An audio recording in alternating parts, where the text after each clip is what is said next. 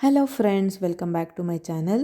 ನಾನು ಇವತ್ತು ಶನಿವಾರ ಆಗಿರೋದ್ರಿಂದ ಬೆಳಗಿನ ತಿಂಡಿಗೆ ಕಿಚಡಿ ಮಾಡೋಣ ಅಂತ ಅಂದ್ಕೊಂಡಿದ್ದೀನಿ. ಪ್ರತಿ ಸ್ಯಾಟರ್ಡೇನು ನಾನು ಕಿಚಡಿ ಏನು ಮಾಡೋಕ್ಕೋಗಲ್ಲ. ಇವತ್ತು ಬಾಕ್ಸ್ಗೆ ತೊಗೊಂಡೋಗಲ್ಲ ಮಕ್ಕಳು, ಹಾಗಾಗಿ ಕಿಚಡಿ ಮಾಡೋಣ ಅಂತ ಅಂದ್ಕೊಂಡಿದ್ದೀನಿ. ಕಿಚಡಿ ಅಂದರೆ ಮಕ್ಕಳಿಗಂತೂ ತುಂಬ ಇಷ್ಟ, ಹಾಗೆಯೇ ತುಂಬ ಇಷ್ಟಪಟ್ಟು ತಿಂತಾರೆ. ಕಿಚಡಿ ಮಾಡೋದಕ್ಕೆ ನಾನು 1.5 ಲೋಟ ಅಕ್ಕಿ ತೊಗೊಂಡಿದ್ದೀನಿ. ಹಾಗೆಯೇ ಅದನ್ನು ಚೆನ್ನಾಗಿ ತೊಳ್ಕೊಂಡು, ಕಿಚಡಿಗೆ ಮೇನ್ ಇಂಗ್ರೀಡಿಯೆಂಟ್ ಅಂದರೆ ಹುರುಳಿಕಾಳು ಮತ್ತು ಮೆಂತ್ಯ, ಅದು ಪುಡಿ ಮಾಡ್ಕೊಬೇಕು.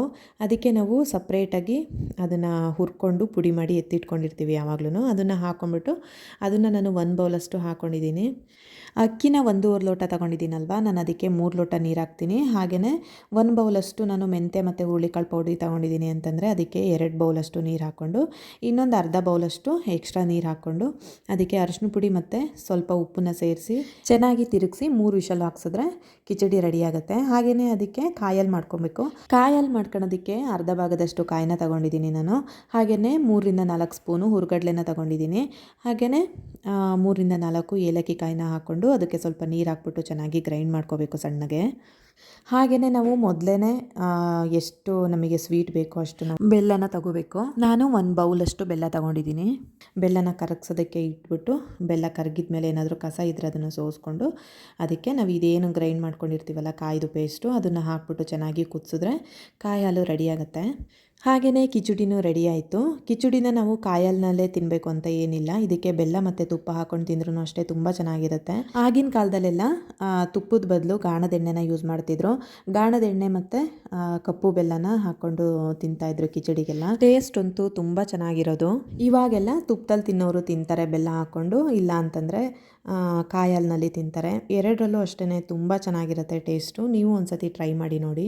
ಎಸ್ಪೆಷಲಿ ಕಿಚಡಿನ ಯಾವಾಗಲೂ ಮಾಡೋದು ಊರ ಕಡೆ ದೀಪಾವಳಿ ಟೈಮಲ್ಲಿ. ದೀಪಾವಳಿ ಟೈಮಲ್ಲಿ ಕಂಪಲ್ಸರಿ ಎಲ್ಲರ ಮನೇಲೂ ಕಿಚಡಿ ಕಾಯಲು ಮಾಡೇ ಮಾಡ್ತಾರೆ. ಪೌಡರ್ ಒಂದು ರೆಡಿ ಇದ್ದರೆ ಯಾವಾಗ ಬೇಕಿದ್ರೂ ನಾವು ಕಿಚಡಿನ ಮಾಡ್ಕೊಬೋದು. ಹಾಗೆಯೇ ಈಸಿಯಾಗಿ ಬೇಗ ಮಾಡ್ಕೊಬೋದು. ಇದು ಹೆಲ್ತಿಗಂತೂ ತುಂಬಾ ಒಳ್ಳೆಯದು. ಹಾಗೆಯೇ ಬಾಡಿನೂ ಕೂಡ ತುಂಬ ತಂಪಾಗಿರುತ್ತೆ. ನನ್ನ ಮಗ ಸ್ಕೂಲಿಗೆ ಹೊರಟಾದಮೇಲೆ ಏನೋ ರಿಪೇರಿ ಮಾಡ್ತಾ ಕೂತಿದ್ದಾನೆ. ಶಾರ್ಪ್ನರ್ನ ಬಿಚ್ಚೋದು ಮತ್ತು ಅದನ್ನು ಹಾಕೋದು ಈ ಥರ ಮಾಡ್ತಾ ಇರ್ತಾನೆ. ಹಾಗೆಯೇ ನನ್ನ ಮಗಳೂ ಅಷ್ಟೇ ಸ್ಕೂಲಿಗೆ ಹೊರಟ್ಬಿಟ್ಟು ತಿಂಡಿ ತಿಂತಾ ಇರಬೇಕಾದ್ರೆ ಅವಳಿಗೆ ಏನು ಕನಸು ಬಿತ್ತು ಅದನ್ನು ಸ್ಟೋರಿ ಹೇಳ್ತಾ ಇದ್ಲು. ಹಾಗೆಯೇ ನನ್ನ ಮಗನೂ ತಿಂಡಿ ತಿಂದ್ಕೊಂಡು ಇಬ್ಬರೂ ಸ್ಕೂಲಿಗೆ ಹೋಗಿ ಹಾಫ್ ಡೇ ಸ್ಕೂಲ್ ಇವತ್ತು. ಹಾಗಾಗಿ ಮನೆಗೆ ಬಂದಾದಮೇಲೆ ಕೈಟ್ ತೊಗೊಬರೋಣ ಅಂತ ಹೇಳಿ ಕೈಟೆಲ್ಲ ತೆಗೆಸ್ಕೊಂಡು ಕೈಟ್ ಹಾರಿಸ್ತಾ ಇದ್ದಾರೆ. ಗಾಳಿನೇ ಬರ್ತಾ ಇರಲಿಲ್ಲ, ಆದ್ರೂ ಕೈಟ್ ಇಟ್ಕೊಂಡು ಆಟ ಆಡ್ತಾಯಿದ್ರು ಮಕ್ಕಳು.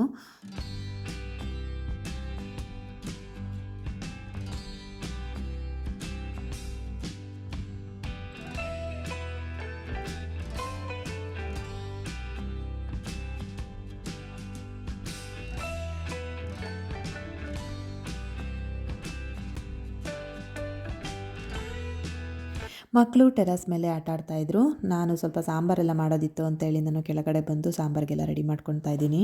ಮನೆಯಲ್ಲಿ ಮೆಂತ್ಯ ಸೊಪ್ಪಿತ್ತು, ಹಾಗಾಗಿ ಮೆಂತ್ಯ ಸೊಪ್ಪನ್ನು ಬಳಸ್ಕೊಂಡು ಯಾವುದಾದ್ರೂ ಸಾಂಬಾರು ಮಾಡೋಣ ಅಂತ ನಾನು ಮೆಂತ್ಯ ಸೊಪ್ಪು ಮತ್ತು ಬೇಳೆನ ಯೂಸ್ ಮಾಡಿ ಸಾಂಬಾರು ಮಾಡ್ತಾಯಿದ್ದೀನಿ. ಇದಕ್ಕೆ ಒಂದು ಅರ್ಧ ಬೌಲಷ್ಟು ಬೇಳೆನ ನಾನು ನೆನೆಸಿಟ್ಕೊಂಡಿದ್ದೆ ಮೊದಲೇ. ಒಂದು 1/4 ಗಂಟೆ ಮುಂಚೆ ನೆನೆಸಿಟ್ಕೊಂಡ್ರೆ ಸಾಕು. ಕುಕ್ಕರ್ನಲ್ಲಿ ಬೇಳೆ ಮತ್ತು ಸೊಪ್ಪು, 3 ಟೊಮ್ಯಾಟೊ, ಹಾಗೆಯೇ ಒಂದು ದೊಡ್ಡ ಸೈಜ್ದು ಈರುಳ್ಳಿನ ಹೆಚ್ಚಾಕಿದ್ದೀನಿ. ಹಾಗೆಯೇ 1 ಗೆಡ್ಡೆ ಅಷ್ಟು ಬೆಳ್ಳುಳ್ಳಿನ ಸುಲಿದ್ಬಿಟ್ಟು ಹಾಕಿದ್ದೀನಿ. 1 ಸ್ಪೂನು ಜೀರಿಗೆ, ಹಾಗೆಯೇ ಅರಿಶಿನ ಪುಡಿ ಮತ್ತು ಸ್ವಲ್ಪ ನೀರು, ಒಂದು ರುಚಿಗೆ ತಕ್ಕಷ್ಟು ಉಪ್ಪನ್ನ ಹಾಕ್ಬಿಟ್ಟು 4-5 ವಿಷಲ್ ಹಾಕಿಸ್ಬೇಕು. ಕುಕ್ಕರ್ ವಿಷಲೆಲ್ಲ ಹೋದ್ಮೇಲೆ ಅದು ಪೂರ್ತಿಯಾಗಿ ತಣ್ಣಗಾದಮೇಲೆ ನಾವು ಅದನ್ನು ಓಪನ್ ಮಾಡಿ ಸ್ಮ್ಯಾಶರಿಂದ ಸ್ಮ್ಯಾಶ್ ಮಾಡಿಬಿಟ್ಟು ಅಚ್ಕಾರದ ಪುಡಿ ಮತ್ತು ಧನಿಯಾ ಪುಡಿನ ಹಾಕಿ ರುಚಿಗೆ ತಕ್ಕಷ್ಟು ಉಪ್ಪು ಬೇಕಂದರೆ ಹಾಕ್ಕೊಂಡು ಕನ್ಸಿಸ್ಟೆನ್ಸಿ ನೋಡಿಕೊಂಡು ನೀರು ಹಾಕ್ಕೊಂಡು ನಾವು ಕುದಿಸ್ಕೊಬೇಕು. ಹಾಗೆಯೇ ಒಗ್ಗರಣೆ ಹಾಕ್ಕೊಬೇಕಾಗತ್ತೆ. ಅದಕ್ಕೆ ಎಣ್ಣೆ ಮತ್ತು ಜೀರಿಗೆ, ಸಾಸಿವೆ, ಕರಿಬೇವಿನ ಸೊಪ್ಪು ಮತ್ತು ಬೆಳ್ಳುಳ್ಳಿನ ಹಾಕಿ ಅದಕ್ಕೆ ಒಗ್ಗರಣೆ ಹಾಕಿದ್ರೆ ಆಯಿತು. ತುಂಬ ಟೇಸ್ಟಿಯಾಗಿರೋ ಬೇಳೆ ಮೆಂತ್ಯ ಸೊಪ್ಪಿನ ಸಾಂಬಾರು ರೆಡಿಯಾಗುತ್ತೆ.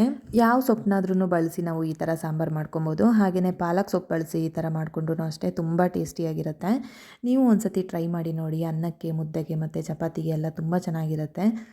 ಸಾಂಬಾರೆಲ್ಲ ಮಾಡಿ ಆದಮೇಲೆ ನಾನು ಹುರುಳಿಕಾಳು ಮತ್ತು ಕಡಲೆಕಾಳನ್ನ ಮೊಳಕೆ ಕಟ್ಟಬೇಕಿತ್ತು. ಹಾಗಾಗಿ ನೆನೆಸಿಡೋಣ ಅಂತೇಳಿ ನಾನು ಹುರುಳಿಕಾಳನ್ನ ಚೆನ್ನಾಗಿ ವಾಶ್ ಮಾಡಿ ನೆನೆಸಿಡ್ತಾ ಇದ್ದೀನಿ. ಹಾಗೆಯೇ ಕಡಲೆಕಾಳನ್ನೂ ಅಷ್ಟೇ ಚೆನ್ನಾಗಿ ವಾಶ್ ಮಾಡಿ 2ರಿಂದ 3 ಸತಿ ವಾಶ್ ಮಾಡಿಬಿಟ್ಟು ಅದನ್ನು ಅಷ್ಟೇ ನಾನು ನೆನೆಯೋದಕ್ಕಿಟ್ಟೆ. ದೋಸೆಗೆ ಅಕ್ಕಿನ ನೆನೆಸೋದಕ್ಕೆ ಹಾಗೆಯೇ ಮೊಳಕೆ ಕಾಳು ಕಟ್ಟೋದಕ್ಕೆ ಕಾಳುಗಳನ್ನ ನೆನೆಸೋದಕ್ಕಂತೂ ಯಾವಾಗಲೂ ಮರ್ತೋಗುತ್ತೆ. ಯಾವಾಗಲೂ ಅಂದ್ಕೊಳ್ತಾನೆ ಇರ್ತೀನಿ ಮೊಳಕೆ ಕಾಳು ಕಟ್ಟಬೇಕು ಅಂತ, ಆದರೆ ಅಡುಗೆ ರೂಮಿಗೆ ಬಂದಾಗ ಅದು ನೆನಪೇ ಇರೋದಿಲ್ಲ. ಮೊಳಕೆ ಕಾಳಿಗೆ ಕಾಳುಗಳನ್ನೆಲ್ಲ ನೆನೆಸಿಟ್ಟು ಆಯಿತು. ಹಾಗೆಯೇ ಮಕ್ಕಳು ಮೇಲ್ಗಡೆ ಆಟ ಆಡ್ತಾಯಿದ್ರು, ಅವರು ಕೆಳಗಡೆ ಬಂದರು. ನನ್ನ ಮಗಳು ಯಾವಾಗಲೂ ಕೇಳ್ತಾ ಇದ್ಲು ಮೆಹಂದಿ ಹಾಕು ಅಂತ ಹೇಳಿ. ನಾನು ಬೇಡ ರಜದಲ್ಲಿ ಹಾಕೋಣಂತೆ ಅಂತ ಹೇಳ್ತಾ ಇದ್ದೆ, ಆದ್ರೂ ಕೇಳಲಿಲ್ಲ. ಇವತ್ತು ಹಾಕಲೇಬೇಕು ಅಂತೇಳಿ ಮೆಹಂದಿ ತೊಗೊಬಂದು ಹಠ ಮಾಡ್ತಾಯಿದ್ಲು. ಅದಕ್ಕೇ ನನ್ನ ಮಗ ನನಗೂ ಬಿಡಿಸು ಅಂತ ಹೇಳಿ ಸ್ವಸ್ತಿಕ್ ಬಿಡಿಸ್ಕೊಂಡ. ನನ್ನ ಮಗಳೂ ಅಷ್ಟೇ, ಅವಳಿಗೂ ಅಷ್ಟೇ ಒಂದು ಸಿಂಪಲಾಗಿರೋ ಡಿಸೈನ್ ಬಿಡಿಸೋಣ ಅಂತಂದರೆ ಕೇಳಲಿಲ್ಲ. ಇಲ್ಲ ನನಗೆ ಹ್ಯಾಂಡ್ ಫುಲ್ಲೇ ಬಿಡಿಸ್ಬೇಕು ಅಂತ ಹೇಳಿ ಅವಳು ಒಂದು ಕೈಗೆ ಫುಲ್ ಬಿಡಿಸ್ಕೊಂಡ್ಳು.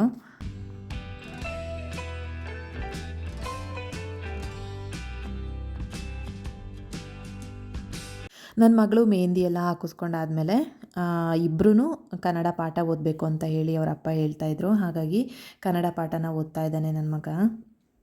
ಕೊಳಕು ಅದರಿಂದ ಕೊಳಕು ಕೈಯಿಂದ ತಿಂದರೆ ಆರೋಗ್ಯ ಕೆಡುತ್ತೆ. ಹೀಗೆ ನನ್ನ ಮಗ ಪಾಠ ಓದ್ತಾ ಇದ್ದ. ಹಾಗೆಯೇ ನನ್ನ ಮಗಳೂ ಪಾಠ ಓದಿ ಆದಮೇಲೆ ಅಮ್ಮ ಏನಾದರೂ ಮಾಡಿಕೊಡು ಅಂತ ಹೇಳ್ತಾಯಿದ್ರು. ಅದಕ್ಕೇ ಮಸಾಲ ಕಡಲೆ ಬೀಜ ಮಾಡೋಣ ಅಂತೇಳಿ ನಾನು ಮಸಾಲ ಕಡಲೆ ಬೀಜ ಮಾಡ್ತಾಯಿದ್ದೀನಿ. ಸ್ನ್ಯಾಕ್ಸ್ ಎಲ್ಲ ತಿಂದು ಆದಮೇಲೆ ನನ್ನ ಮಗಳು ಇನ್ನೊಂದು ಕೈಗೂ ಮೆಹಂದಿ ಹಾಕು ಅಂತ ಹೇಳಿ ಹಿಂಸೆ ಮಾಡ್ತಾಯಿದ್ಲು. ಅದಕ್ಕೇ ಅವಳಿಗೂ ಸಿಂಪಲ್ಲಾಗಿರೋ ಒಂದು ಮೆಹಂದಿ ಹಾಕೋಣ ಅಂತೇಳಿ ನಾನು ಈ ಥರ ಮೆಹಂದಿನ ಹಾಕಿದೆ. ನನ್ನ ಮಗಳಿಗಂತೂ ತುಂಬಾ ಖುಷಿ ಆಯಿತು. ಮೊದಲು ಬಿಡಿಸಿದ ಮೆಹಂದಿಕ್ಕಿಂತ ಇವಾಗ ಬಿಡಿಸಿದ ಮೆಹಂದಿ ತುಂಬ ಚೆನ್ನಾಗಿತ್ತು ಅಮ್ಮ ಅಂತ ಹೇಳ್ತಾ ಇದ್ಲು. ಇವಾಗ ಬಿಡಿಸಿರೋ ಮೆಹಂದಿ ತುಂಬ ಸಿಂಪಲ್ಲಾಗಿತ್ತು, ಆದ್ರೂ ಇದೇ ತುಂಬ ಚೆನ್ನಾಗಿ ಬಂದಿತ್ತು. ಮೊದಲು ಬಿಡಿಸಿರೋ ಮೆಹಂದಿ 1/2 ಅವರ್ ಅಷ್ಟೇ ಬಿಟ್ಕೊಂಡಿದ್ಲು. ಒಂದು 3 ಅವರ್ಸ್ ಮುಂಚೆನೇ ನಾನು ಬಿಡಿಸಿದ್ದೆ. ಅದನ್ನು ತೆಗೆದ್ಬಿಟ್ಟು ಅದಕ್ಕೆ ಸ್ವಲ್ಪ ಆಯಿಲ್ನ ಹಚ್ಕೊಂಡಿದ್ಲು. ಎಷ್ಟು ರೆಡ್ ಬಂದಿದೆ ಅಂತೇಳಿ ನೀವೇ ನೋಡ್ತಾ ಇರ್ಬೋದು. 2 ಕೈದು ಮೆಹಂದಿ ಅಂತೂ ತುಂಬ ಚೆನ್ನಾಗಿ ಬಂದಿತ್ತು. ಪೂರ್ವಂಗೂ ತುಂಬ ಖುಷಿ ಆಯಿತು. Thank you all.